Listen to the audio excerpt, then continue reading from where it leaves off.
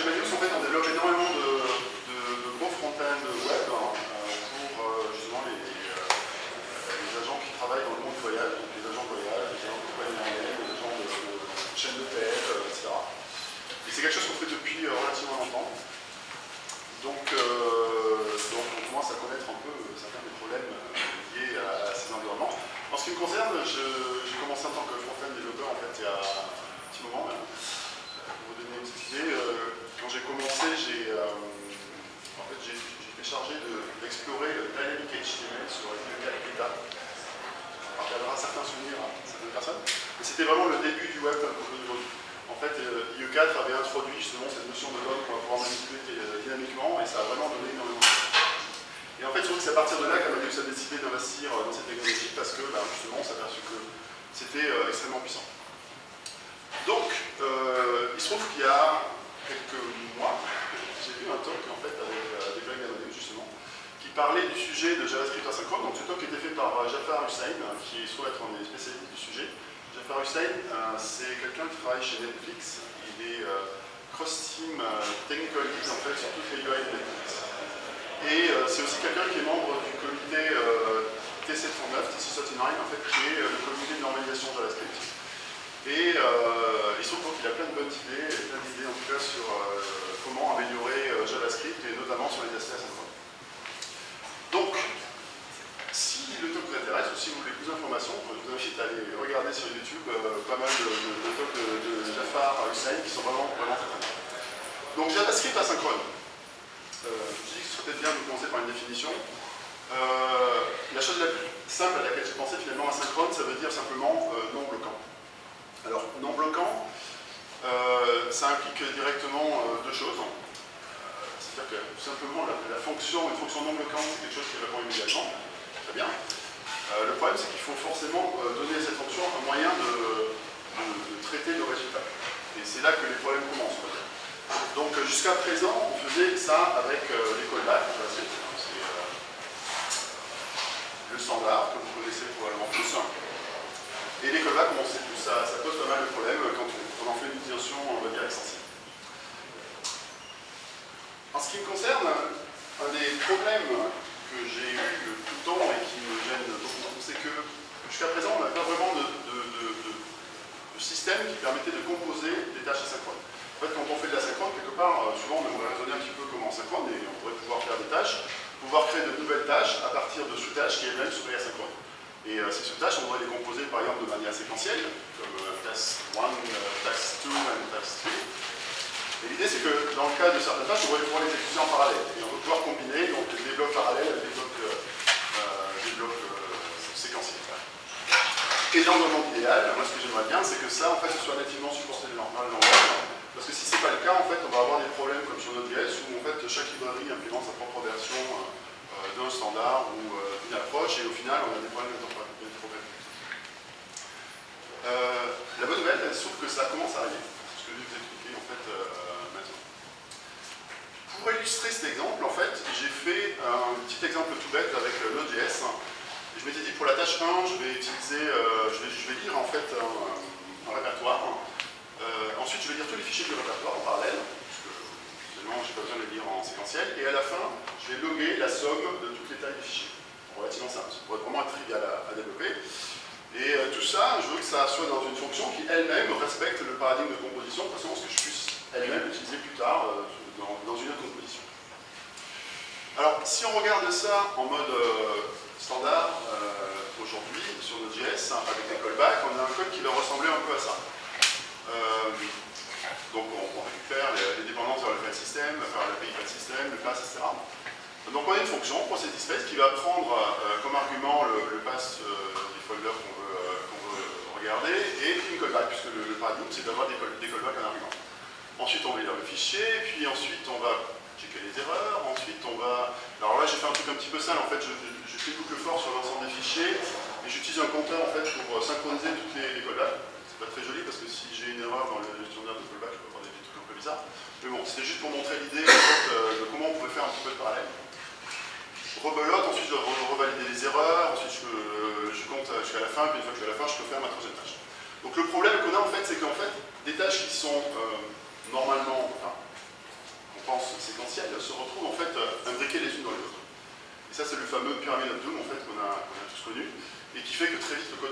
difficile à maintenir et très difficile même à écrire, c'est pas forcément chouette. Malgré tout, il y a des choses positives en fait. Ce système permet la composition de tâches, puisque la fonction que j'ai faite, en fait, elle-même respecte le même paradigme que les fonctions que j'ai utilisées. Et on a des bonnes performances. En fait, c'est même ce qui a fait le succès de Node.js, puisque cette approche par callback fait qu'on peut libérer le thread principal, on va pouvoir traiter une de choses, donc on n'est pas obligé d'utiliser énormément de threads pour traiter plein de requêtes, par exemple, sur un serveur. Donc ça, c'est plutôt pas mal. On peut supporter du parallélisme. Peut-être que je l'ai fait, c'est pas fantastique, mais on peut plus ou moins faire des choses. On pourrait faire mieux. Là où ça commence à devenir vraiment pénible, c'est la gestion des séquences, la gestion des erreurs, qui est répartie partout finalement dans le code. Et le fait aussi que finalement dans l'input de la fonction, on doit passer quelque chose qui est plutôt de la sémantique de l'output, qui se trouve être la callback. Alors comme je disais, il y a des bonnes nouvelles qui arrivent. En fait, on va pouvoir sortir justement de cette pyramide of Bloom. Alors pour ça, on va utiliser en fait quelque chose qui s'appelle les promises. Si on regarde l'approche actuelle, en fait, avec les callbacks, on utilise une fonction qui prend des arguments. En dernier argument, en général, la callback. La callback est utilisée pour passer finalement les fonctions de retour. Je dis les fonctions parce qu'on a souvent deux types de retour, normal ou cas d'erreur. Et en fait, le résultat de la fonction elle-même, on l'utilise pas. Et l'idée de la promise, tout simplement, c'était de dire, plutôt que de passer les arguments callback, on va les passer sur l'objet, on va créer un objet de retour, on va lui passer les arguments. Donc en fait, en plus sémantiquement, ça a du sens. En fait, on se dit j'appelle quelque chose d'asynchrone, ça me renvoie un objet, cet objet finalement il va représenter l'état du processing d'asynchrone qui est en train d'être fait. Je trouve que dans l'aspect des promises, en fait, cet état il est interne, il n'y a pas forcément de méthode pour récupérer l'état réel. Mais dans les implémentations, on peut avoir cette information. Mais grosso modo, la promise est soit dans l'état pending, rejected ou fulfilled. Alors typiquement, ce qui est bien avec les promises, c'est justement sur cet objet, on va pouvoir enregistrer les callbacks de retour. Et ça, ce qui est plutôt malin, c'est qu'ils ont fait avec une méthode qu'on appelait Zen, ce qui fait que du coup, quand on lit le code, ça se suit relativement bien. Ce qui est encore mieux, c'est que Zen va automatiquement rappeler le retour dans une promise. Ce qui fait qu'on va pouvoir les chaîner. Et ça, c'est encore mieux. En plus, on peut les chaîner, donc on peut passer soit du code standard, voilà, sur des fonctions normales, soit carrément un lien vers une fonction asynchrone qui elle-même envoie une promise et ça fonctionnera très bien. On va pouvoir chaîner donc des appels à la méthode Zen ou des appels à la méthode catch. Donc catch qui permet à elle de passer les cas d'erreur. On peut aussi passer des cas d'erreur dans la méthode Zen, mais personnellement je trouve ça moins sympa parce que du coup ça rend le code plus difficile. Donc forcément vous n'allez pas écrire le code comme j'ai montré là, en général on écrit le code comme ça et c'est vraiment nettement mieux. Mais encore une fois, ce qui est vraiment bien dans l'approche des promises, et que je n'ai pas vraiment mentionné, c'est que en fait, quand on a une erreur, l'erreur va traverser la chaîne des promises. Ce qui fait qu'en fait, quand on lit le code, on a presque l'impression de lire un train catch avec différentes étapes, etc. Donc ça, c'est plutôt pas mal.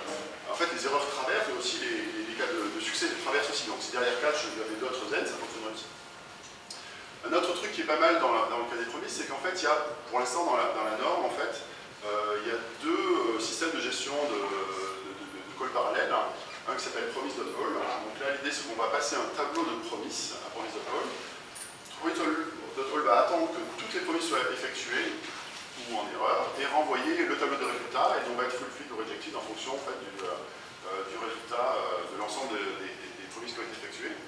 Le deuxième support parallèle s'appelle promise.raise, donc c'est un peu plus particulier. L'idée, c'est de dire je vais lancer pas de promise et la première qui répond, c'est celle qui gagne. Voilà. Donc voilà, donc les promises ça existe depuis un petit moment, il se trouve que c'est normalisé maintenant dans le langage ECMAScript 6, donc ça va devenir vraiment quelque chose qu'on aura directement en JavaScript, sans passer par des librairies tierces. Alors, juste pour finir sur les promises, personnellement ce que je vois bien c'est que ça apporte vraiment une sémantique à la notion d'asynchrone. Jusqu'à présent on disait asynchrone c'est voilà, c'est non bloquant, super, il y a une callback, c'est pas difficile c'est relativement difficile à voir en fait quand on regarde la signature d'une fonction. Alors là on dit une fonction qui retourne une promise, c'est clair, c'est une fonction asynchrone. Donc si on reprend l'exemple précédent et qu'on l'implémente avec des promises, on va obtenir quelque chose comme ça. Donc là ce que j'ai dû faire, vous remarquerez, j'ai dû passer en fait par une librairie intermédiaire qui s'appelle Q, donc c'est probablement la librairie la plus connue pour les promises. Parce que Q fournit en fait un wrapper de fonctions d'API en callback. Donc Node, par défaut, toutes les API de Node.js sont fournies avec des callbacks. Et donc là, en utilisant la fonction nfbind, que vous pouvez voir, on va récupérer un wrapper de cette fonction qui va me donner donc une fonction qui, elle, retourne une promise. Du coup, je peux après l'utiliser partout, même dans un framework de promise standard. D'ailleurs, si vous regardez dans le reste du code, je n'utilise plus du tout Q. Donc là, la fonction processDispAce, en fait, il se trouve que c'est aussi une fonction asynchrone qui retourne une promise. Alors ça ne se voit pas vraiment en fait, dans la signature de la fonction, ça c'est un peu un nouveau inconvénient. Mais du coup, elle remplit mon cahier des charges qui était, je dois avoir un système qui fait qu'on a on va pouvoir composer des fonctions asynchrones. Au passage, dans l'exemple qui est là, j'utilise en fait deux choses. En fait, vous ne connaissez peut-être pas. La première chose, c'est quelque chose aussi carré avec ES6, qu'on voit beaucoup dans les autres langages. En fait, c'est la notion de lambda, ou en ES6, on appelle ça arrow functions. Donc c'est une façon simplifiée finalement d'écrire les fonctions. Et en plus, dans ces fonctions, il n'y a pas la sémantique traditionnelle du ZIS qu'on a dans les fonctions JavaScript. Ce qui fait que, alors, pour la petite histoire, le ZIS pose problème, parce que quand on va utiliser des callbacks avec des fonctions standards, dans les fonctions, ZIS est associé au contexte de la fonction. Donc si vous voulez référencer le contexte principal d'exécution de votre objet, vous devez renommer ZIS en self, quelque chose, vous allez prolonger du code comme ça, c'est pas super. Et en général, du coup, la première fois que vous utilisez ce genre de framework, vous faites avoir, donc c'est pas chouette. Avec les fataros, en fait, il y a plus de problème, ZIS n'est pas du tout interprété par les fonctions, donc ça c'est plutôt pas mal. En plus, ça rend le code beaucoup plus facile à lire, ça c'est encore mieux. Le deuxième que j'ai utilisé, c'est array map en fait. Donc map, c'est une fonction sur les collections aussi qui existe en S1 qui est un peu développée aussi en S6. Donc c'est tout simple, on lui passe une fonction, il va transformer une collection en une autre collection. Il va appliquer sur chaque item de la collection, il va appliquer justement la fonction qui est passée, donc il va donc transformer une collection dans une collection. Donc modulo ces deux artifices, entre guillemets, on arrive à vraiment du code qui devient concis et relativement facile à lire. Au passage, vous remarquerez que pour gérer les aspects parallèles, j'ai gardé la promise en fait. J'aurais pu faire une étape intermédiaire qui est je récupère le tableau de promise et puis je fais la somme et ça. Non, c'était plus simple de le faire comme ça. Donc voilà. Si on regarde par rapport à ce que je disais tout à l'heure, on a déjà gagné pas mal. On a la composition de tâches, les performances, la réalise, et les inputs sont vraiment séparés. Donc ça c'est plutôt chouette. Pour être franc, personnellement, je trouve que la gestion des séquences n'est pas parfaite. C'est déjà beaucoup mieux, puisque maintenant on a plus l'histoire d'imbrication de tâches qui doivent être en séquence, mais non, c'est vraiment les unes après les autres. On a la gestion des erreurs qui est clairement séparée, on peut la mettre à la fin, là, catch. Mais c'est vrai que par rapport à du code synchrone, c'est pas encore on va dire fantastique. Donc, la bonne nouvelle, c'est qu'il y a une solution à ce problème. Et cette solution, en fait, elle est basée sur les générateurs. Alors, les générateurs, c'est un nouveau concept qui existe dans plein de langages, mais qui n'existait pas en JavaScript, et qui arrive justement avec le 6. Alors, qu'est-ce qu'un générateur? En fait, un générateur, c'est un super itérateur. Pour rappeler ce qu'est un itérateur, en fait, un itérateur, c'est simplement un objet qui va implémenter une interface web dans le cas le plus simple, grosso modo une méthode next. Cette méthode, quand on l'appelle, renvoie un objet. Cet objet a deux propriétés, une dot, qui est un booléen, et l'autre est une valeur optionnelle, qui représente finalement la prochaine valeur d'itération. Donc si on regarde un exemple en fait, d'itérateur, si je prends un tableau comme ça, tout bête, je vais pouvoir écrire quelque chose comme ça. Bon, c'est un peu bizarre en fait, je vous l'accorde, mais en fait, à la base, les itérateurs ne sont pas faits pour être utilisés directement en OS6. L'idée c'est que dans OS6, il y a un autre élément syntaxe qui arrive qui est for off, contrairement à for in. For in, si vous faites for in sur un tableau, et en fait les clés du tableau, c'est pas super intéressant. Alors que for off, vous allez avoir les items du tableau, ça c'est plus chouette. Et ce mécanisme en fait utilise un interne des itérateurs. Donc si j'appelle cette fonction en fait sur une collection, je vais avoir un itérateur, je vais pouvoir appeler next dessus. Donc quand j'appelle next, je reçois un objet. Donc là, dans le premier cas, je vais avoir la première valeur du tableau, avec false comme donne, valeur qu'on donne. Dans le deuxième cas, je vais avoir la deuxième valeur du tableau. Troisième cas, troisième valeur du tableau. Quatrième cas, là, j'ai plus de valeur, mais j'y donne à trou. Et si je rappelle une fois de plus, j'ai encore donné à trou. Il n'y a pas d'erreur. Voilà. Bon, c'est pas mal. Mais en fait, le vrai intérêt des itérateurs, c'est qu'en fait, le même paradigme peut être utilisé sur des collections qui sont virtuellement infinies. Par exemple, si au lieu de prendre un tableau, je prends la suite de tous les nombres de la suite de Fibonacci, je peux faire un itérateur qui va remplir la même interface. Je peux faire une fonction qui va me renvoyer un objet, je ferai next dessus et j'aurai l'ensemble des valeurs de la suite de Fibonacci. Donc ça, c'est déjà beaucoup plus intéressant. Tout ça avec le même paradigme. Et au passage, je pourrais utiliser for off, puisque c'est basé sur les itérateurs. Malgré tout, quand on commence à regarder ce code, on se dit que en fait, l'itérateur, là, il fait un petit peu plus que juste me renvoyer l'objet suivant.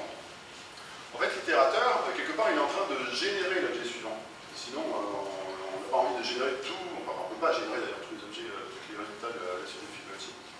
Donc on a vraiment un itérateur un peu plus smart en fait que juste l'itérateur précédent.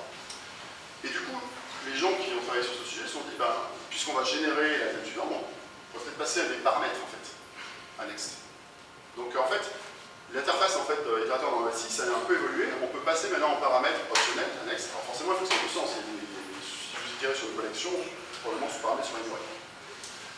L'autre problème qu'on peut voir en fait, c'est que là on est en train d'utiliser un objet qui fait des calculs. Cet objet peut avoir probablement des ressources, comme mémoire, etc.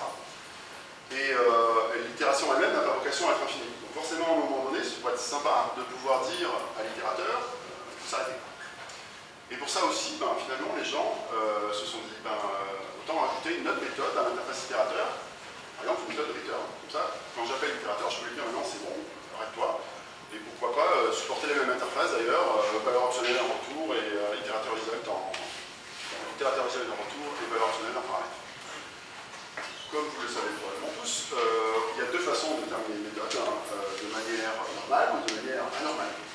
La manière normale, en général on appelle ça lever une exception. Donc en fait, l'interface a été enrichie avec un troisième élément qui est throw, qui permet donc là pour le coup de passer une exception en fait, à l'itérateur, parce que clairement quelque chose pour signifier finalement une erreur. Alors là, c'est ce que j'appelle un super itérateur. On n'a plus vraiment l'interface de base itérateur. Et bien, cette interface-là, c'est l'interface qui s'appelle générateur. Alors, la question suivante, c'est comment construire un générateur. Alors, il se trouve que ES6 apporte une réponse à cette question avec en fait deux mots-clés, function star et yield. Alors, si on reprend la suite de Fibonacci, en fait, avec function star et yield, le code ressemble à ça. On va regarder un petit peu comment ça fonctionne. Là, de la même manière, je vais appeler ma fonction. Contrairement à une fonction standard, là, elle va me retourner un générateur, donc un super itérateur. Donc quelque part, quand on regarde le code de la suite de Fibonacci, on voit bien que ce n'est pas la valeur de la suite qui est retournée, mais une espèce de wrapper autour de cette fonction.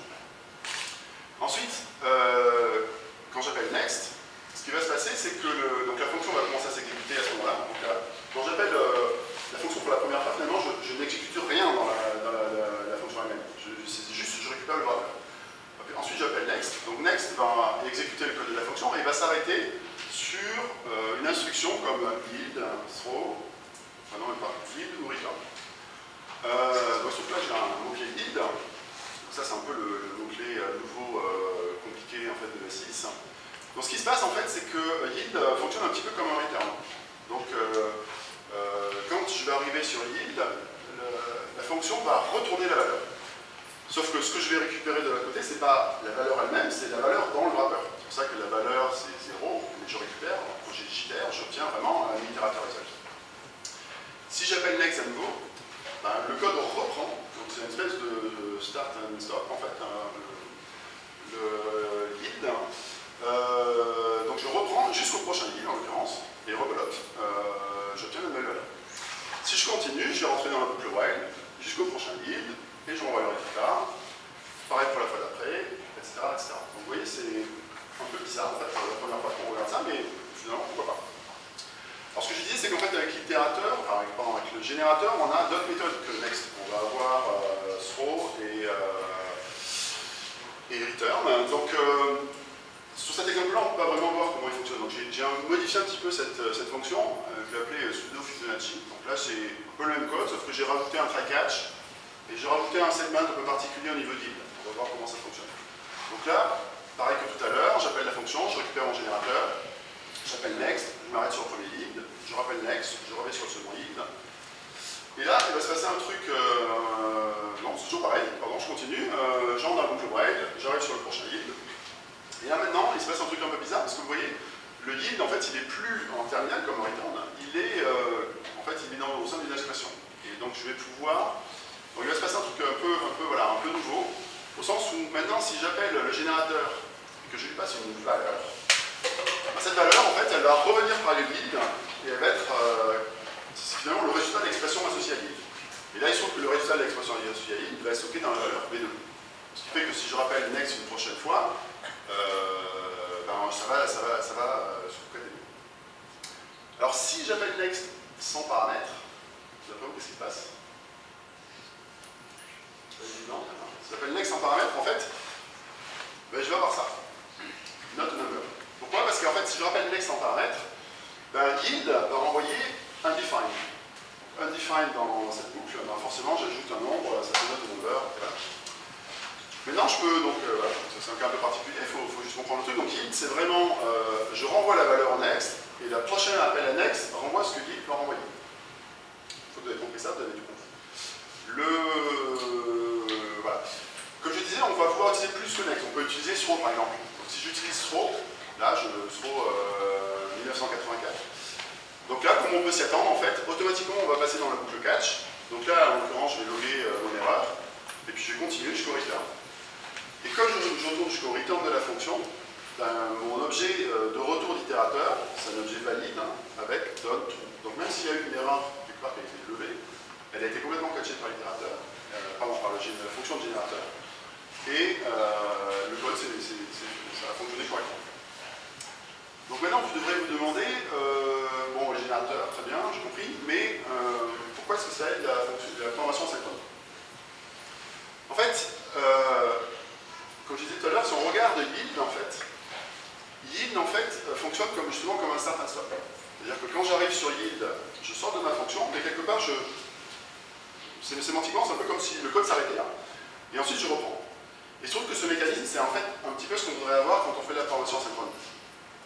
Par exemple, dans l'exemple précédent, quand j'essaie de lire mon répertoire, je récupère, ce que je veux, c'est récupérer une liste de noms de fichiers. Et on aimerait bien pouvoir écrire quelque chose comme ça, c'est-à-dire que j'appelle readdir, qui se trouve être dans ce cas-là la fonction wrappée par q, donc c'est une fonction qui renvoie une promise. Donc si j'appelais ça, yield me renverrait une promise à l'appelant. Ben, l'appelant, il pourrait attendre que la promise soit complétée, et une fois que la promise est terminée, il pourrait renvoyer la valeur. Et là, ça fonctionnerait. Donc on voit bien qu'en fait, un générateur peut vraiment aider à simplifier le code asynchrone, puisque là, je fais du code qui a vraiment l'air asynchrone. Simplement, ma fonction readdir est asynchrone, elle renvoie une promise, mais la valeur de fname ne sera pas une promise, ce sera le résultat de la promise. Et c'est bien pire que ça, c'est-à-dire que si le code qui appelle ça capture une failure en fait sur la promise, il va pouvoir utiliser throw, donc il va pouvoir envoyer une erreur. Du coup, si ce truc-là c'est dans un try catch, ça va aussi marcher. Donc je peux à la fois gérer mes erreurs et à la fois travailler dans un modèle mental qui est proche du modèle synchrone. Donc si je prends un exemple un peu plus avancé, comme ça, où je veux faire deux tâches asynchrones, l'une après l'autre, en séquence donc, et j'utilise le résultat de la première tâche pour faire la deuxième tâche, on va avoir un code qui ressemble à ça. Alors là, forcément, ce code-là, je ne peux pas l'appeler directement, parce que si je l'appelle directement, je récupère un générateur, le générateur il a un next, etc. C'est un peu compliqué, je récupère une police de milieu, c'est pas super. En revanche, c'est relativement simple, finalement, de faire un wrapper de ça, qui va faire ce travail-là. Et si je fais un wrapper de ce truc-là, je vais faire un wrapper qui renvoie une fonction asynchrone. Donc une fonction qui renvoie une promise. Et si je fais ça, ben, il y a tout qui fonctionne. Cette fonction, je peux la réutiliser dans un modèle où je vais utiliser yield, etc. Donc j'ai vraiment le modèle que je veux. Alors, cette fonction, en fait, je ne vais pas vous la montrer, elle n'est pas très compliquée, en fait. Il y a beaucoup de... On la trouve, si vous cherchez sur Internet, il y a plein d'implémentations différentes. Souvent, elle s'appelle spawn. Sauf que spawn, en général, ça l'exécute à la volée, alors que moi, je veux juste en récupérer une fonction pour pouvoir après la composer. Et ça retourne une promise. Donc, techniquement, ce que ça fait, quand j'appelle cette fonction, que j'ai appelée async, ça renvoie immédiatement une fonction, ça ne fait rien avec la fonction passée un argument, avec la fonction générateur passée un argument. Ça retourne une promise, et après ça commence à appeler la fonction passée un argument, ça récupère un générateur, et ensuite ça fait calculer next sur le générateur. Quand on récupère un bon résultat, on appelle le prochain next avec le résultat, quand on récupère une erreur, on envoie son. Pas l'idée. C'est juste pour dire que c'est pas si complexe. Donc si j'utilise cette fonction async maintenant dans mon modèle, dans l'exemple précédent, on commence à trouver du code qui ressemble vraiment au code synchrone qu'on aurait pu espérer avoir. Donc là, j'appelle readdir, je récupère mes file names. Ensuite, je peux appeler toujours map, par exemple, puisque là je veux faire du parallèle. Donc j'appelle map. Sur map, pour chacune des file names, des noms de fichiers, je vais faire un read file. Là, comme je récupère des promises, donc l'avantage c'est que c'est compatible avec le framework des promises, c'est juste une espèce de simplification, mais je peux garder le zen de la promise, puisque dans ce cas-là c'est quand même plus simple. Ensuite, je dois faire un promise.hold pour attendre que tout soit synchrone, synchronisé. Les promise.hold me renvoient une promise, c'est une fonction asynchrone. Donc là, je fais un if dedans, comme ça j'attends. Et derrière, de manière pseudo-synchrone, je vais pouvoir appeler console.log que je vais faire. Et je peux même retourner la taille à la fin et faire mon cache d'erreur au milieu. Donc là, on a quasiment tout ce qu'on veut. Il y a juste un petit problème, on va dire, c'est que il faut faire cette fonction async, par rapport au standard, c'est une sorte partie d'algorithme. Voilà. Et puis ça cache encore un petit peu la sémantique asynchrone, au sens où, comme je disais, pour moi, une fonction asynchrone, c'est une fonction qui renvoie une promise. Et là, bon, ouais, okay, si on voit async, on peut se dire, tiens, c'est asynchrone, mais on pourrait faire un poil mieux. Eh bien, il suffit de le demander. Dans ES7, donc ES7 c'est la JavaScript de l'année prochaine. Donc, si vous n'êtes pas au courant, en fait, JavaScript va être délivré une fois par an, à partir de ES6 qui est délivré cette année. Donc le TC39 va valider une norme JavaScript tous les ans. Donc ES7, c'est sûr, ça sort l'année prochaine. C'est pas forcément sur une norme, mais ça sortira l'année prochaine. C'est délivré tous les ans, c'est les specs, oui, la spec ES6, je ne sais pas si elle a encore été validée. Elle devait être validée au mois de juin. Mais effectivement, normalement, quand les specs sont validés, les browsers l'implémentent très vite derrière. Ils l'implémentent même maintenant. Comment ça implémenter avant qu'elle soit validée? En fait, les gens qui sont dans le TC39, il y a beaucoup de browser vendors et du coup, effectivement, ils implémentent les normes pour justement adapter la norme de façon à ce qu'on ait des bonnes performances, que ce soit implémentable, etc. D'ailleurs, tout à l'heure, il y a une présentation de V8, enfin, de code Google qui parle de V8 et qui disait que en fait, le code ES6 est déjà en fait, en V8, simplement il est désactivé. Il faut une notion particulière. C'est quasiment rien. Donc voilà, donc là, dans ES7, l'idée c'est de reprendre ce que j'ai montré tout à l'heure, mais de l'introduire sous forme de mots-clés. Donc maintenant, on a un mot-clé, a priori, parce qu'encore c'est en version bêta, c'est même pas dans la version, ce qu'on appelle la version Stroman en fait, de ES7, donc c'est vraiment la bêta, c'est un candidat en fait à la spec. Donc on a un mot-clé async en fait, qui se met devant fonction, pas après. D'ailleurs, on n'a plus function star, là on a juste fonction. Donc async function, ça veut dire, quand j'appelle ce code, ça doit générer automatiquement un wrapper qui va générer une promise. Donc j'ai même plus à embêter avec des promises. Je peux écrire du code synchrone derrière, ça retournera une promise. Donc je peux mettre ça dans un ensemble de code qui générera la synchrone. C'est plutôt pas mal. Et async est fait pour travailler avec un autre mot-clé qui s'appelle await. Puisque là, comme je n'utilise plus vraiment une fonction générateur, parce que j'ai plus d'étoiles, le mot-clé lead en fait sera invalidé. Donc l'idée c'est d'utiliser un autre mot-clé qui s'appelle await. En plus ça a du sens ça. Donc là, await va fonctionner finalement comme le lead qu'on a vu tout à l'heure. Et va faire justement ce travail de transformation de promise, de lever des erreurs pour retourner le résultat à la promise. Donc, on a tout ce qu'on veut. C'est plutôt pas mal.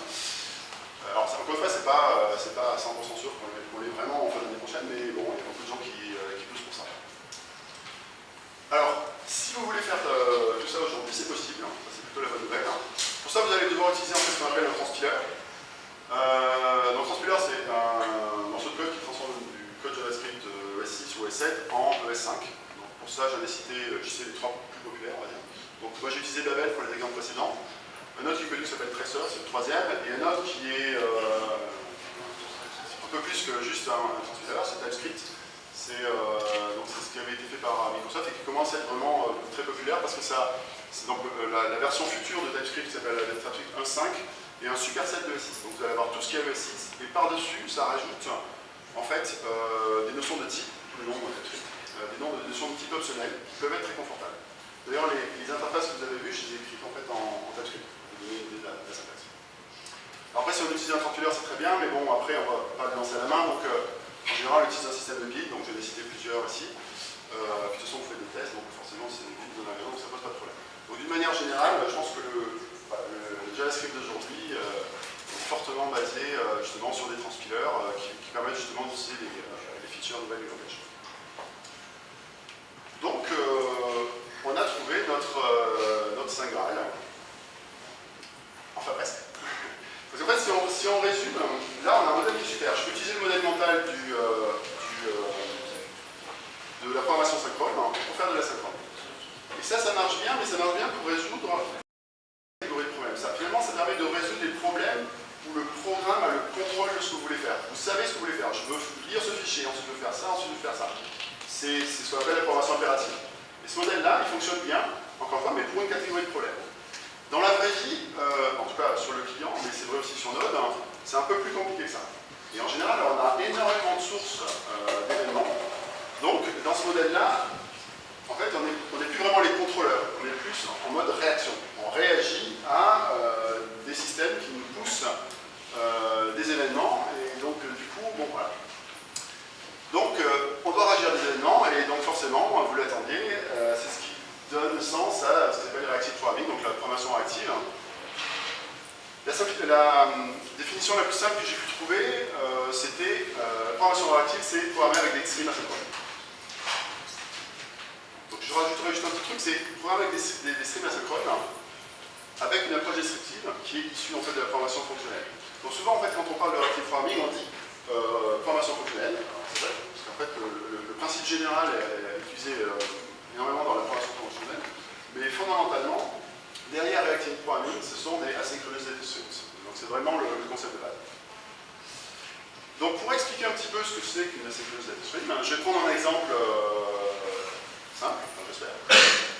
Donc là l'exemple c'est de dire, imaginons que j'ai une base de données, que j'appelle de manière synchrone la base de données pour récupérer les prix d'actions en fait, de diverses compagnies. Donc le résultat ressemble un peu à ce qu'il y a en bas en fait, de l'écran. Et imaginons que je veuille processer traiter pardon, ce set de données, cet ensemble de données, pour juste écrire sur la console en fait, tous les prix qui sont supérieurs à 42 $. Donc dans le modèle mental en fait, justement, de programmation fonctionnelle, en fait, au lieu de faire des boucles for standard, etc., on va utiliser un système qui est plutôt basé sur ce que j'appelais la transformation de données. On va décrire des transformations. Donc on va prendre la donnée, le stock price, puis on va décrire une première transformation, en l'occurrence qui est un filtre. Donc là je vais utiliser, le filtre va me donner une autre collection, plus petite en l'occurrence, puisque j'aurai la collection des actions qui ont uniquement plus de valeur supérieure à 42 $. Ensuite, je vais utiliser la fonction map, qui pareil, est une autre transformation. Là, je vais transformer les objets qui sont dans la collection en d'autres objets. Donc là, j'ai des objets quotes, qui sont des objets JSON, et je vais les transformer finalement en nombres, qui sont les prix. Et ensuite, à la fin, je vais faire l'étape finale, qui est finalement la consommation. Je vais consommer ma collection pour faire quelque chose avec. Donc là, je consomme avec for each, et je vais créer sur la console. Je vais écrire sur la console. Donc voilà, donc ça c'est le modèle de transformation classique que les gens qui font la programmation fonctionnelle connaissent bien. Donc l'idée qu'ont eu les gens de Reactive Programming, ça a été de se dire tout simplement, comment est-ce qu'on ferait si, au lieu d'avoir des données statiques en mémoire, on avait des données qui arrivent une par une. Donc par exemple, vous faites, donc là j'ai un tableau, et dans le mode 1 par 1, c'est-à-dire j'ai une stream de données, je fais du WebSocket. WebSocket m'envoie, on va dire, des paquets de données et je peux les traiter au fur et à mesure. Et en fait, l'idée, c'est assez bonne en fait, ça a été de dire on va utiliser exactement le même code, exactement le même modèle. Donc typiquement en Reactive Programming, ce code fonctionne. Si peu que GetStockPrice me renvoie le bon type d'objet, ce code est valide. Donc voilà, donc c'est quand même intéressant. Parce que du coup, on va pouvoir travailler sur des collections de données qui peuvent être, on va dire, en mémoire, ou fondamentalement asynchrones. Donc la seule différence, c'est qu'en fait, dans le modèle asynchrone, en fait, derrière, ça fonctionne complètement différemment. Dans le modèle asynchrone, en fait, quand je vais recevoir une donnée en fait, du serveur, cette donnée, en fait, elle va être traitée plus ou moins dans la foulée. Je ne vais pas attendre d'avoir toutes les données pour refaire la boucle for sur toutes les collections. Donc ma transformation est la même, c'est le même code à écrire, mais fondamentalement, ça fonctionne vraiment différemment. D'une manière générale, la transformation que j'ai montrée, elle est hyper classique. Quand on fait la programmation active, en fait, on a toujours ces trois étapes. La première étape, j'essaie de récupérer justement ces objets qui me poussent des données. Ensuite, j'écris tout un ensemble de transformations. Et à la fin, je consomme ma structure de données. Si on regarde un peu, ça fait penser quand même à un modèle publish-subscribe, puisque la stream de base va pousser des données, et à la fin, on va les consommer. Alors comme c'est un modèle de publish-subscribe, en fait, en général, on n'utilise pas for each, mais subscribe. Et ce Scrap, naturellement, vient avec la notion d'observer. Donc un observer, c'est un objet qui va donc, souscrire à cet objet pour être notifié. Et comme ce Scrap prend un observer, ben, cet objet datastream, ça s'appelle un observable. Donc un observable, en fait, c'est finalement un objet qui a une méthode subscribe, qui prend un observer, qui au passage retourne une subscription. Une subscription, c'est un objet qui va permettre de se désenregistrer. C'est juste une méthode display. Et qui supporte aussi des opérateurs de transformation. Après ça, c'est l'interface. Mais la sémantique derrière, c'est un peu différent. Un observable, c'est finalement une stream de données asynchrone. Donc c'est quelque chose qui va publier une série de données dans le temps. Et au passage, d'ailleurs, on peut voir grosso modo 2, voire 3 types de séries de données. Au passage, on les représente en général comme ça, c'est-à-dire une flèche pour le temps et des billes pour les valeurs, chaque fois qu'une valeur est émise. Donc en fait, on a 3 types de streams. On a des streams qui ne finissent jamais, certains événements par exemple. On a la plupart des streams qui se terminent normalement. Donc quand elles se terminent, en fait, on utilise ce symbole avec la barre. Et on a des streams qui se terminent avec une erreur. Donc normalement, quand il y a une erreur, après on ne peut plus pas avoir de valeur, la stream se termine. Et comme on a ces 3, en tout cas on a 2 façons de terminer une stream, en fait l'interface de l'observer elle est un peu plus complexe que ce qu'on pourrait s'imaginer, un peu plus complexe que dans le cas d'électronisme, puisqu'on a finalement next, complete et error. Donc un next c'est appelé quand il y a une nouvelle valeur qui arrive, un completed quand on a atteint l'événement complete, et error quand on a une erreur. Alors si vous regardez cette interface, et que vous avez écouté ce que j'ai dit juste avant, ça devrait vous faire penser à quelque chose d'autre, qui soit être le générateur. Et c'est tellement proche en fait que justement Jafar Hussein propose d'utiliser le générateur en tant qu'observeur pour justement la méthode subtract d'un observeur. Pour vous dire que les sujets sont familiers. Voilà. Alors, les observables, il y a plusieurs frameworks qui traitent de ce sujet, mais il n'y a pas encore de standard, c'est encore un petit peu nouveau. En JavaScript, il y a 2 frameworks qui se détachent, on va dire. Le premier, c'est RxJS, donc on en a pas mal parlé. RxJS fait partie d'un ensemble plus vaste qui s'appelle ReactiveX et qui est implémenté dans plein de langages différents, dont Java, et plus, en fait, il y a 12 langages différents. Le deuxième framework connu s'appelle BaconJS, je le connais moins, donc j'ai fait tous les exemples avec RxJS. Tout ce qui suit, en fait, a été fait avec ça. Donc, qu'est-ce qu'on trouve en fait dans un framework d'observables? En fait, on trouve justement les 3 choses qu'on doit faire: récupérer des observables, faire les transformations et les consommer. Donc si je prends la première étape, donc souvent j'ai parlé, la première idée qui vient quand on parle de stream de données, c'est les événements. Je clique sur un bouton, on peut très bien voir l'ensemble des clics comme une collection et traiter ça finalement comme une stream de données. En plus c'est temporel, c'est bien le modèle mental qu'on peut avoir de ce truc-là. Et donc RxJS fournit justement une espèce de fonction qui permet de générer un observable autour d'un élément du DOM sur un événement en particulier. Ça va générer quelque chose comme ça. Donc là, les éléments qu'on va voir dans la stream sont des events au sens DOM. On peut aussi créer des streams on va dire, plus virtuels à partir de collections en mémoire. Donc là, l'intérêt est un peu plus limité, mais c'est intéressant pour jouer avec, pour les exemples, etc. Ou pour certaines compositions, on verra tout à l'heure. Donc là, je fais une stream en observable à partir d'un petit tableau, et j'obtiens ça. Vous remarquez au passage que ça a rajouté automatiquement l'élément compliqué à la fin. On peut faire des observables à partir de générateurs, ça a du sens. Un générateur, c'est un truc qui va pousser des données, enfin une fonction générateur. Donc forcément, il y a un wrapper pour ça. Ça, j'ai un wrapper pour les premiers, je vais vous montrer parce que c'est pas trop de temps. Un autre truc intéressant, c'est qu'on va pouvoir faire des observables avec des timers. Donc là, je suis un observable qui fait que je vais envoyer un tick après 2 secondes. Enfin, au départ, le premier arrive au bout de 2 secondes, et ensuite, toutes les secondes, j'envoie un tick. Et après, c'est un entier qui va être incrémenté. Et finalement, en fait, ce qui est intéressant aussi de comprendre, c'est que dans la programmation active, tout est une string. Alors, vous prenez une string, vous prenez un nom, vous prenez n'importe quoi, vous pouvez, même souvent vous devez le transformer sous forme de string pour pouvoir justement le mélanger aux autres opérateurs. Et pour ça, il y a un opérateur tout simple qui s'appelle just, ou return en fait, en suivant les implémentations. Dans XJS, il y a les 2 noms, sauf que le return, dans certains moteurs, ça ne marche pas. Donc il y a un truc qui s'appelle return, il y a 3 noms pour ça. Et just, je trouve ça pas mal. Donc ça fait ce que je viens de dire, donc ça crée une stream qui renvoie la valeur et ensuite le step complete. Donc ça, il y a vraiment beaucoup plus d'autres fonctions en fait, qui permettent de récupérer des observables, je ne vais pas aller plus loin. Donc je vais passer à la deuxième étape qui est la transformation. Alors la transformation, c'est vraiment l'essentiel de la transformation réactive. Je Juste pour donner une idée, donc RxJS a plusieurs distributions, on va dire les plus connues c'est RxLite et RxAll. RxLite, donc c'est la version Lite, qui fait 15 kg compressé.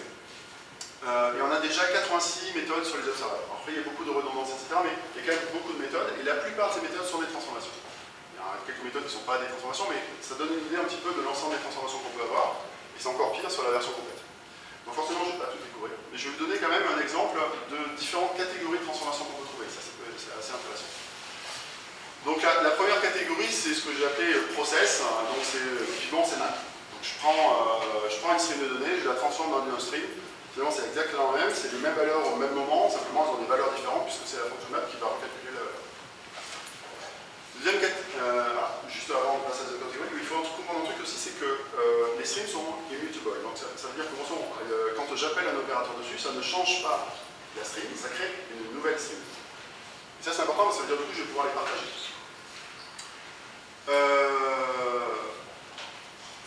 Le filtre. Donc forcément, le premier filtre qui vient en tête, c'est filter, qu'on a vu tout à l'heure. Donc finalement, on reprend une stream et on enlève des choses, pareil, en fonction de la fonction de transformation. Il y a un autre filtre qui est intéressant, il s'appelle take. Et ça, c'est intéressant parce que justement, ça permet de prendre une très très grande stream et de la transformer dans une stream beaucoup plus petite. En fait, take, donc là, j'ai pris une stream créée à partir d'un tableau, et je fais take 2, donc je prends les deux premiers éléments. Et après, ça crée une deuxième stream qui prend deux éléments et qui renvoie ensuite l'élément compétitif. Il y a une autre version de take qui est un peu plus avancée qui s'appelle take until. Donc là, c'est un peu plus compliqué parce qu'en fait, c'est un peu comme take. Sauf que, au lieu de dire au bout de 3 fois, 4 fois, etc., ça va observer une autre stream, et quand il y a un élément qui va arriver sur cette autre stream, ça va arrêter, grosso modo, ça laisse passer tout jusqu'à ce que je reçois un élément, et je m'arrête. Donc là, je l'ai représenté avec dans une stream sur un timer, qui va générer 0, 1, 2, 3, 4, etc. Une stream sur des kicks d'événements d'un élément, et quand l'événement arrive, on voit en fait, la stream s'arrête, et voilà. Ça c'était la catégorie filtre. Il y a beaucoup de filtres, c'est vraiment probablement une des transformations les plus importantes. Une autre catégorie intéressante, ce sont les transformations sur le temps. En fait, les streams, justement, elles sont fortement liées au temps. Et probablement l'opérateur le plus connu dans les transformations temporelles, c'est l'opérateur dbounce, qui s'appelle aussi throttle. Mais dbounce c'est le nom le plus connu. En fait, ce que fait dbounce, c'est relativement simple. Il prend une valeur et il va attendre un certain temps, donc en l'occurrence à 300 millisecondes. Et s'il n'y a pas d'autre valeur qui arrive, il la renvoie. S'il y a une autre valeur qui arrive, il jette la valeur qu'il a en attente et il prend la nouvelle valeur. Alors ça c'est super important parce que quand on fait des UI et qu'on fait de la validation, on n'a pas forcément envie de valider sur le on blur, etc. On a envie de valider le plus vite possible. Et si on valide trop vite, on va lancer du code JavaScript sur l'exécution des événements et si l'utilisateur va vraiment très vite, il va avoir ça va être très agréable. Surtout si derrière on veut faire quelque chose de simple. Donc sur le dbounce, c'est vraiment intéressant pour ça, parce que ça permet justement d'attendre un petit peu et après de lancer un processus JavaScript pour faire par exemple de la validation. Notre type de transformation, c'est transformation sur les erreurs. Comme je disais, une stream, ça envoie des données, mais ça envoie aussi potentiellement des erreurs. Donc là, c'est un opérateur qui est assez sympa en fait, qui s'appelle retry. Et ce qu'il fait, en fait, c'est qu'il va laisser tout passer jusqu'à ce qu'il trouve une erreur. Et quand il trouve une erreur, il va rappeler l'opérateur précédent plusieurs fois. Donc là, retry tout, ça veut dire que je vais essayer une fois, c'est ça qu'il va dire deux fois. Et voilà. Donc là, en l'occurrence, j'avais fait une map qui soit une erreur dans un certain cas. Alors là, j'ai fait un truc qui est vraiment pas beau au sens où la fonction n'est pas ce qu'on appelle une pure function, c'est-à-dire qu'elle dépend de paramètres externes. Donc ça, il ne faut pas le faire normalement, mais pour l'exemple, c'est simple à faire. Bon, on verra peut-être un petit peu là-dessus plus tard. En tout cas, retry, voilà, c'est vraiment un opérateur super important, surtout quand on va gérer des aspects asynchrones, des aspects XHR, ce genre de choses, où potentiellement on peut avoir des erreurs de réseau et on a envie de pouvoir gérer ce genre de trucs. Faire ça à la main, c'est vraiment super pénible, alors que là, en programmation rapide, vous pouvez voir, c'est juste quelques caractères de plus à taper et ça se fait tout seul. Et pour finir, les fonctions de transformation de combinaison, entre guillemets. Alors ça, honnêtement, c'est les transformations les plus complexes. En fait, elles prennent plusieurs streams et réfléchissent dans une autre stream. Donc, malgré tout, il y en a qui sont simples. Donc j'ai commencé vraiment avec la plus simple de tout, qui s'appelle startWith. Donc startWith, en fait, c'est relativement simple. Ça prend n'importe quelle stream et ça va rajouter un élément au début. Donc là, en l'occurrence, j'ai une stream qui est gérée à partir d'un tableau de 3 éléments. Et quand j'appelle startWith, avec 123, je mets 123 au début. C'est tout simple.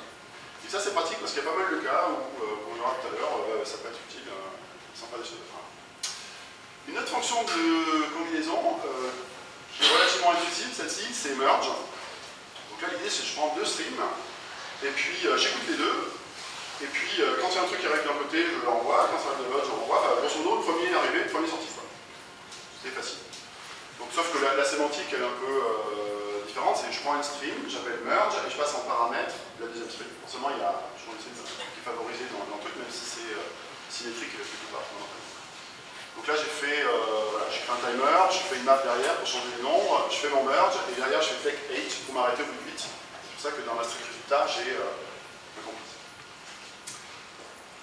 Une autre fonction de merge qui est hyper importante, mais qui est plus compliquée, c'est concat map. Alors, il y a une autre version qui s'appelle flat map, on va juste après tout à l'heure dessus. Alors, concat map, ce que ça fait, alors, l'idée c'est de dire qu'il y a des cas où on va observer une stream, on veut faire un mapping, sauf que le mapping, au lieu de renvoyer une valeur qu'on fait dans un map standard, ce mapping peut appeler une fonction qui renvoie elle-même une string. Donc si on fait juste un map, on va se retrouver avec une string de string. Ça commence à devenir un peu compliqué. En fait, on ne sait pas vraiment gérer ce genre de cas. Donc il y a pas mal de fonctions, il y a plusieurs fonctions qui permettent de combiner ces sous-streams en fait, pour justement les mettre dans on va dire, la sortie standard qui est la stream résultante. Donc concat map, ce que ça fait, donc là j'ai fait un exemple par exemple qui montre que voilà, sur chaque élément valeur qui sont générées par mon premier timer, donc 0, 1, 2, 3, sur chaque élément je génère un sous-timer. Et simplement, au lieu de prendre juste une valeur, je prends des valeurs incrémentales. Donc au début je prends 0, 1, puis sur la deuxième valeur je prends 0, 1, 2, et puis 0, 1, 2, 3, et puis etc. Donc je peux faire des streams de longueur variable. Ce que va faire concat map en fait, c'est qu'il va prendre la première valeur, donc il fait stream, sortir tous les résultats, attendre complete, et puis ensuite prendre la deuxième valeur, si elle est déjà là. Si elle est déjà là, d'ailleurs il va bufferiser ces valeurs-là, jusqu'à ce que la première soit complétée, et etc. Donc il va un peu, entre guillemets, sérialiser des choses qui arrivent en parallèle. Donc ça c'est concat map. Il y a une version de concat map qui est finalement plus compliquée, qui s'appelle flat map.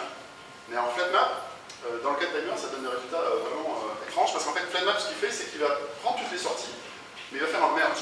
Donc si je fais un merge de tout ça, pour prédire la sortie, c'est assez complexe.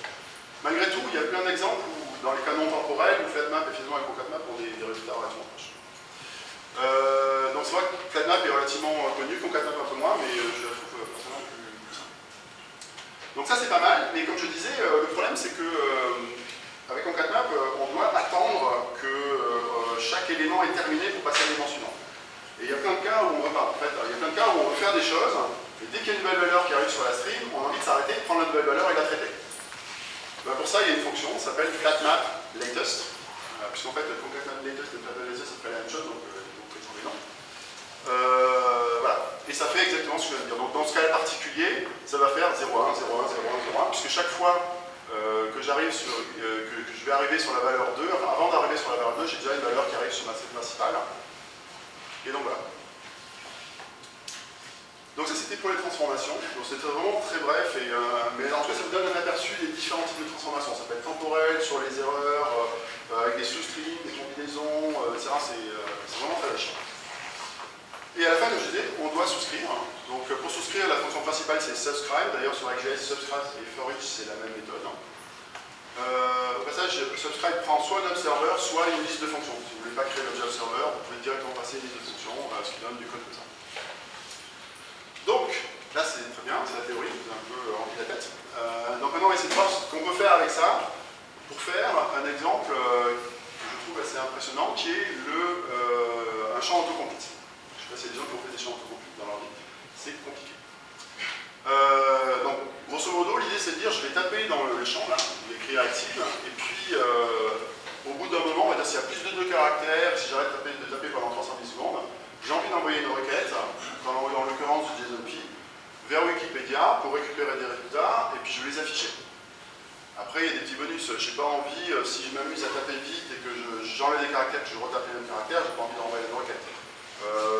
Il y a un cas un peu bizarre, c'est si je tape, j'ai un résultat, je fais F5, j'ai envie d'avoir encore les résultats.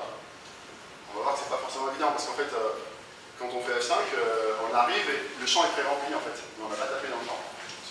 C'est un cas un peu particulier. Donc il faut faire des choses sur le load par exemple. Voilà. Et puis je vais faire du retry si jamais j'ai une erreur. Donc grosso modo, si je traduis ça en reactive programming, je vais obtenir un peu un truc comme ça. Je vais partir d'événements, genre key up et load, download. Je vais obtenir des streams d'événements. À partir de ces streams d'événements, je vais extraire de l'information, par exemple la valeur qui est dans les champs à chaque fois.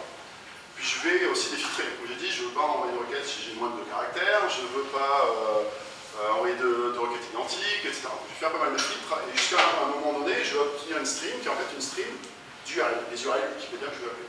Une fois que j'ai une stream d'URL, je vais pouvoir, pour chacune des URL, faire une requête JSON, réessayer, etc. Et une fois que j'ai reçu la requête, j'ai un stream de résultats. Et après, avec un stream de résultats, c'est relativement facile. Je fais un subscribe et je vais pouvoir les afficher. Donc si on regarde en termes de code, ça va commencer un petit peu comme ça. Je récupère ma référence vers mon text field par exemple, le text field qu'on a tout à l'heure. Je vais récupérer la stream KeyUp, qui est la stream d'événements KeyUp sur ce champ-là. Ensuite, je vais vouloir faire des choses. Alors, normalement, j'aurais pu utiliser aussi la stream onload sur le document. Mais en fait, j'en ai pas vraiment besoin. Ce que je veux, c'est juste que ma stream commence avec quelque chose parce que je veux automatiquement faire quelque chose au début. Donc, pour ça, ce que j'ai fait, j'ai utilisé start with. Et puis, j'ai simulé un petit événement qui est en fait avec la valeur courante du champ. Derrière ça, ce que je veux faire, c'est filtrer. Je veux dire, s'il y a moins de caractères, je peux envoyer une requête. Donc, ça, je vais les éliminer, ces cas-là.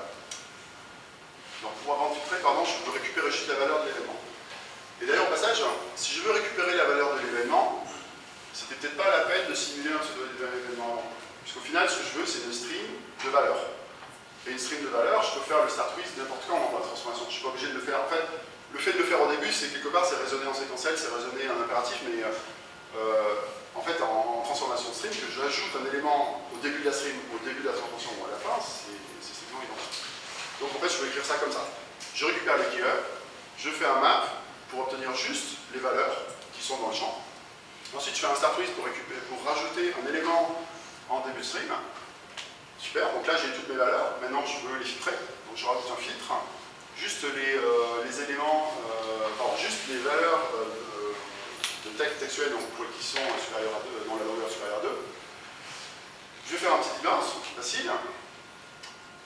Là, il faut que je fasse un distinct. Alors, j'ai un peu méchant parce que je ne vous ai pas montré, mais en fait, il se trouve qu'il y a un transformateur qui s'appelle distinct method change. Ce qu'il fait, c'est que grosso modo, il prend une valeur, il la renvoie, puis il la garde en mémoire. Et la prochaine valeur qui arrive, si elle est identique, il la discarde. Si elle est différente, il la renvoie. C'est un filtre un petit peu avec un petit buffer. Donc, j'appelle ce truc-là. Donc là, maintenant, j'ai une stream de valeurs valides. Et comme je disais, je vais arriver à une stream d'URL. Donc ça, je vais prendre la valeur, et puis je vais concaténer ce qu'il faut pour faire une URL. Donc une URL, en fait, pour Wikipédia, il est en tout cas assez long, donc je l'ai mis en variable globale, mais voilà, j'ai juste à concaténer et à encoder mon input pour obtenir une URL. Donc à ce moment-là, maintenant, j'ai une stream d'URL qui arrive sur laquelle je peux souscrire. Donc en fait, c'est pas vraiment ce que je veux faire. Maintenant, ce que je veux faire, c'est, pour chacune des URL, avoir des résultats. Donc ce que j'ai envie de faire, grosso modo, c'est appeler une fonction qui va me renvoyer les résultats de manière asynchrone. Donc grosso modo, j'ai envie de faire un truc du genre map, je te passe l'URL, tu fais le JSON request, et voilà. Alors, il se trouve qu'il y a une fonction qui fait ça dans une extension de RxJS, donc l'extension s'appelle RxDOM, parce que c'est justement des fonctions liées au DOM, JSON et qui fait ça. Donc il y a une extension qui s'appelle JSON request, qui fait exactement ça. Je lui passe une URL, ça va chercher le truc, et ça me renvoie le résultat. Mais ça me le renvoie sous forme de stream. Et si je fais un map, comme j'ai montré tout à l'heure, je vais avoir un problème, parce que là, je me retrouve avec une stream de stream. Donc il faut que je fasse, au mieux, il faut que je fasse un concat map. Et comme j'ai dit tout à l'heure, un concat map, c'est pas mal, mais ce qui se passe, c'est que si je suis en train de faire une requête, que je tape dans le champ, je vais quand même attendre le résultat, la fin du résultat avant de faire la prochaine requête. Donc c'est pas vraiment ça que je veux. Ce que je veux, c'est le flat map latest qu'on a vu tout à l'heure. Donc à ce point-là, j'ai vraiment ce que je veux. Enfin, presque en fait, puisqu'en fait, j'ai pas fait de retry. Donc si je veux faire le retry, facile, je rajoute mon petit retry, et voilà. Donc là, dans ma sous-stream qui fait la requête, je peux faire plusieurs retry, et voilà. Mais en fait, j'ai terminé. Voilà, il suffit que je subscribe. Là, je peux appeler ma fonction d'affichage de résultats, en ce que je veux, et c'est bon. Donc moi, je trouve ça assez bluffant, parce que, encore une fois, juste avec juste, finalement on fait juste ce dont on a besoin. C'est vraiment l'exemple assez impressionnant. Et on obtient justement cet exemple-là, qui tourne en fait de manière native sur Firefox, puisque Firefox a ouvert en fait les ES6 qui sont déjà disponibles. Donc il n'y a même pas besoin de transpiler avec Laravel, quoi que ce soit. Donc voilà, il y a d'autres choses, hein, honnêtement là, c'est vraiment très succinct, il y a d'autres choses sur la programmation active qui sont un peu bizarres, un peu particulières, qui méritent des trucs. Bon, je savais que j'avais qu'une heure, donc je vois que je suis déjà au bout. Donc si ça vous intéresse, allez regarder et vous verrez par exemple les notions de hot observable ou cold observable qui sont un peu particulières. Donc juste pour terminer, asynchronous JavaScript c'est quelque chose qui évolue vraiment beaucoup. Donc d'un côté, dans le modèle impératif, on a les générateurs async await qui est en train d'arriver. Au passage, les générateurs avec une fonction async que j'ai montré tout à l'heure fonctionnent dans le S6, donc il n'y a même pas besoin de S7 à pouvoir utiliser l'approche générateur. Et ça marche bien vraiment pour le modèle mental impératif qui marche bien dans plein des cas. Et puis après, il y a l'approche réactive qui est basée sur les observables, qui est aussi en train d'arriver, qui est aussi discutée par les membres du TCD Sentinel. Alors juste pour finir, pour vous donner une idée, en fait, quand je fais un function star va me générer une espèce de wrapper qui renvoie un générateur. Quand je fais async function, ça génère une espèce de wrapper qui me renvoie une promise. Donc la question que se posent pas mal de gens, c'est qu'est-ce que ça fait si je fais async function star? Enfin, pour l'instant, c'est pas super. Mais en fait, si on réfléchit un petit peu, on se dit async function, ça aura une promise, function star, ça fera un générateur, donc on s'attendrait à un genre générateur de promise ou promise de générateur. Donc, promise de générateur, ça n'a pas vraiment de sens, mais générateur de promise, en revanche, si vous y réfléchissez bien, c'est un truc qui va envoyer des promises de temps en temps. Je demande une promise, donc c'est quelque chose qui me renvoie des données dans le temps, qui sont des données finalement dans le temps, comme une string. Donc sémantiquement, c'est une string. Et comme sémantiquement c'est une string, sauf que justement Geoffrey Russell essaie de proposer au groupe du TC39 en fait de supporter async function star comme étant quelque chose qui va retourner un observable. Donc ça fera un petit wrapper qui prend cette string et qui renvoie un observable. Donc vous voyez, tous ces sujets sont quand même liés. Et donc voilà, c'est plutôt la bonne nouvelle. Donc j'ai terminé. Là, il y a plein de liens sur plein de sujets. Donc, Geoffrey Russell, dont j'ai parlé beaucoup. RxJS, donc qui est la librairie que j'ai utilisée sur GitHub. Babel et TypeScript. Voilà, ce sont des choses intéressantes aussi à regarder si vous avez déjà. Voilà.